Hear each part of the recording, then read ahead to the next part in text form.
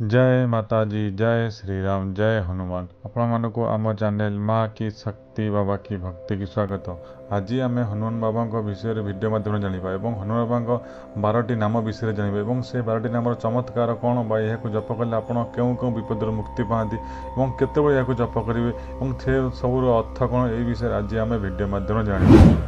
तेज चलते भिडियोटी आरंभ करवा। जय श्री राम। हनुमान बाबा को आप जानते हैं यदि भक्त आप हनुमान बाबा निश्चय अनेक नाम अच्छी सहस्र नाम हनुमान को कहते किंतु से हनुमान बाबा 12टी नाम द्वादश नाम आप जप करती आपंक जीवन में अनेक कष्ट दुख दूर होता है और से नाम गुड़िक मुख्य कौन कौन ये चमत्कार नाम गुड़िक आप प्रतिदिन जप करती और आप जप कला जप करेंगे कि कौन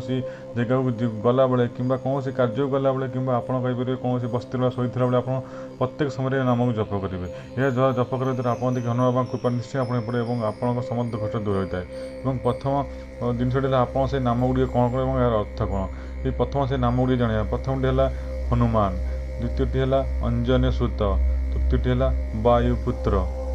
चतुर्थटी है महाबला, पंचमटी है रामेष्ट, 6 नंबरटी है फल्गुनी शाखा, 7 नंबरटी है पिंगाक्ष, 8 नंबर है अमित विक्रम, 9 नंबरटी है उदादिक्रमण, 10 नंबरटी है सीताशोक विनाशक, 11 नंबरटी है लक्ष्मण प्राणदाता और शेष 12 नंबरटी है दशग्री द्रपहा। यही 12टी नाम निश्चय जप करूँ और यार अर्थ गुड़ी है हनुमान अर्थ आप जानते विचित्र हनु संपन्न आपड़े थोड़ी आप हनुमान नाम देखते मुह किपर से तेणु हनुमान नाम दिखाई विचित्र हनु संपन्न हनुमान। द्वितीयटी है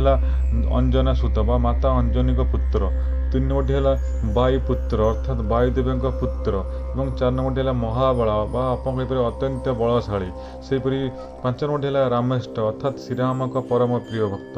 6 नंबरटी है फल्गुनी शाखा अर्थात फल्गुनी अर्थात अर्जुन मित्र, 7 नंबरटी है पिंगाक्ष अर्थात पिंगल नेत्रशील, 8 नंबरटी है अमित विक्रम है असीम पराक्रमी और 9 नंबरटी है उदादिक्रमण अर्थात समुद्र लंघनकारी, 10 नंबरटी है सीताशोक विनाशक अर्थात है सीता माँ सीता शोक हरणकारी, 11 नंबरटी है लक्ष्मण प्राणदाता अर्थात संजीवनी बूटी आनी लक्ष्मण को जीवन बंचित करते तेणु नाम लक्ष्मण प्राणदाता होता है। 12 नंबरटी है दशग्रीव दाफा अर्थात 10 मुख रावण गर्भ हरणकारी 10 मुख रावण तर गर्भ को हरण कर नष्ट कर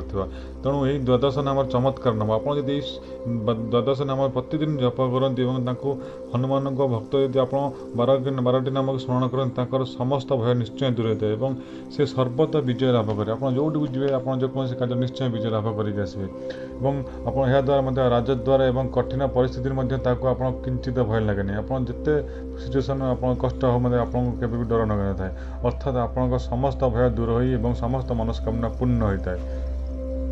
एवं आप यात्रा आरंभ में आप कूड़े जावास समय कौन कार्य को गला बेले कि आप शଯ୍य को गला आप शोया पूर्व यदि आप श्री हनुमान को यही द्वादश नाम उच्चारण करती जप करती मन मन ध्यान करती तेज आप मृत्यु भय दूर होता है और यही नाम स्मरण करने मात्र आप सर्वस्थान सर्व स्थान में आप विजय लाभ निश्चय मिलता है और आप भगवान को आशीर्वाद कृपा निश्चय पड़ता है तेणु आप यही 12टी नाम निश्चय जप करूँ आप देखिए आप लाइफ में जहाँ भी प्रोब्लेम है सब जिन निश्चय सल्व हो आप समस्त भय दूराभास आप समस्त क्षेत्र में विजय लाभ करेंगे तेणु आप प्रतिदिन यही 12टी नाम निश्चय मन मन जप करूँ हनुमान बाबा आगे जप करूँ कौन मंदिर कौन जावाक आसवा निश्चय जप करूँ तेणु आपको जब वीडियो भल लगे तेज लाइक शेयर सब्सक्राइब करेंगे और अन्य सेयार करेंगे तेज आज रोचे आप दिन भल कटू। जय श्री राम।